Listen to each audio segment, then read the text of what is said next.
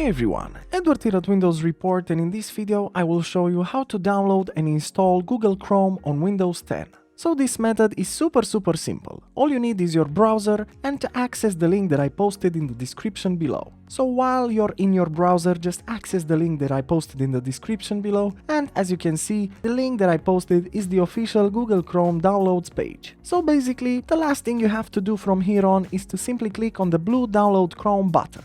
Now just wait until the download is finished, and afterwards you can just access the Chrome setup file. And that's it. The installation process occurs automatically, so you don't have to do anything about it. And voila, now you have Google Chrome on your PC.